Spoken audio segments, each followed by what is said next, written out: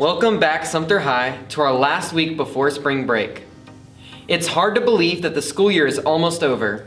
This will be our last episode of Gamecock News until we return from break. Buckle in, because we're going to cover all that is happening until then.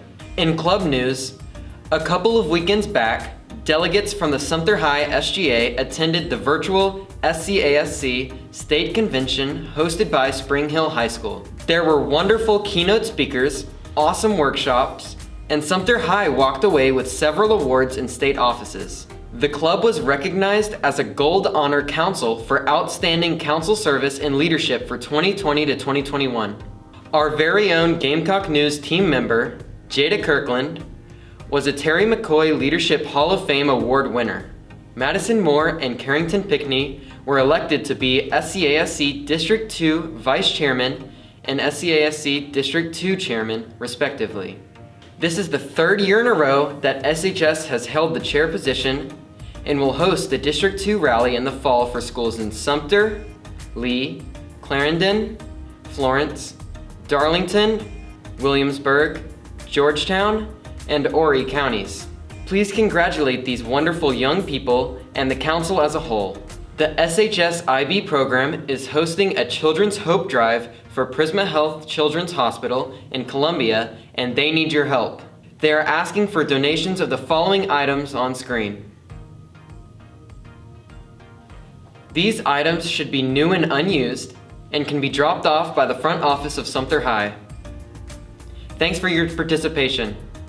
The final deadline to donate is March 30th. Let's all do our part. Sumter High's junior class is sending donations to Croswell Home for Children. Often after leaving the Croswell Home for Children, kids do not have anything in which to hold their belongings. The juniors will have a drop-off day on March 31st from 1 to 3 p.m. at the front entrance of Sumter High. So don't forget to stop by and donate so that we can support those who need help in our community. Here's what's going on this week in sports. Tonight, Monday, March 29th, JV Golf is playing against South Florence. On Tuesday, March 30th, B-Team Baseball is playing at home against East Clarendon, and JV and Varsity Baseball and Softball are playing against Carolina Forest at home. Our boys soccer teams will play at Carolina Forest. Boys tennis is also headed to Carolina Forest to play the Panthers. And the girls soccer team plays the Panthers at home. And finally, varsity golf has the Blazer Invitational. On Wednesday, March 31st, tennis has a game against West Florence, and our soccer teams will play against Carolina Forest, with the boys at home and the girls at Carolina Forest. JV and varsity baseball and softball will also play at Carolina Forest. On Thursday, April 1st, B-Team Baseball has a rematch at East Clarendon. And finally, on Friday, April 2nd, JV Golf has a game against South Florence at Beach Creek. Now here are some more announcements from Jada.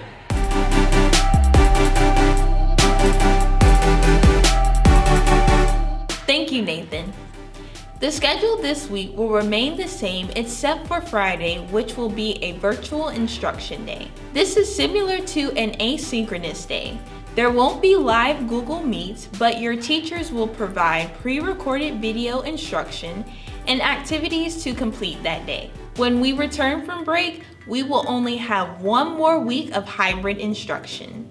Beginning on April 19th, all schools in Sumter School District will be moving to full-time face-to-face instruction 5 days a week.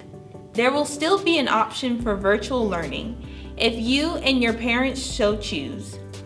But school will be back in session following CDC recommendations for social distancing.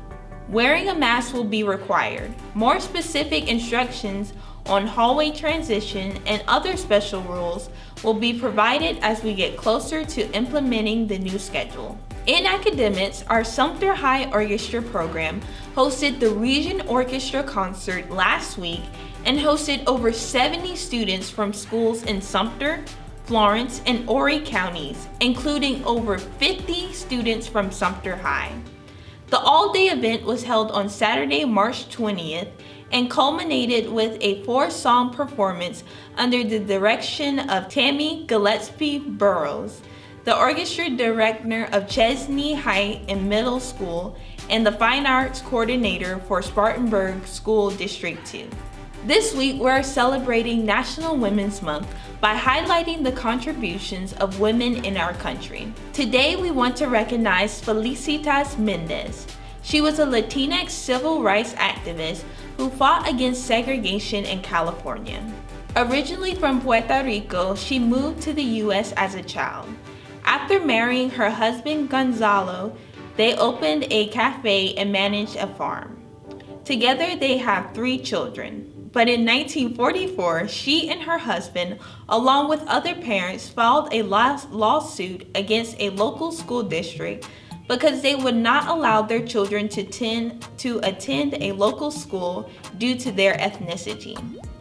This lawsuit became known as Mendez versus Westminster. To aid their case, Mendez organized committees while still managing their family farm to help pay for the lawsuit. 2 years later, they won the case when federal courts concluded that the school district's policy violated Mexican American equal protection rights. Her bravery and hard work laid the foundation for the famous Brown versus the Board of Education case, which ended legal segregation in public schools. Her work reminds us that by standing up for what's right, we can make a positive change that will last for generations. We hope you have enjoyed this week's episode of Gamecock News. If you have any news you think Sumter High should know about, please share it with us. You can click the link in the description. You can go to Sumter High's website and find a link to the Gamecock News form, or you can email us. And if you're interested in becoming a part of the Gamecock News team, then please email us. We hope you have a great week and a safe spring break. We'll see you next time.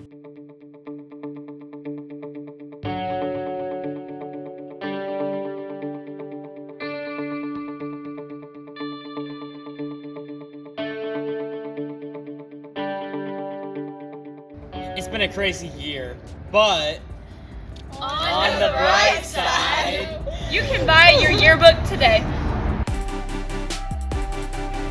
Buy a yearbook.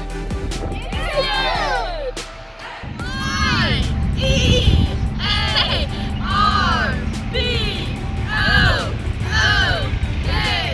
Buy a yearbook. Only 100 left. Don't miss it. We have a limited supply of yearbooks and are selling out fast. Buy your yearbook for $8 plus tax. buy a yearbook! You can get your yearbook at the Johnston's website or see Mr. Edge in room A203. Be sure to get your yearbook to capture your memories for later on years. I still have mine from my high school days.